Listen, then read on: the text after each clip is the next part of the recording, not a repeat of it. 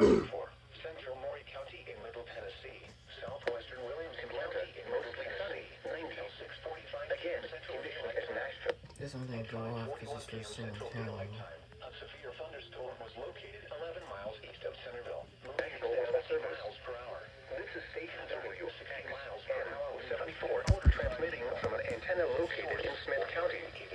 This broadcast originates from the National Weather Service office.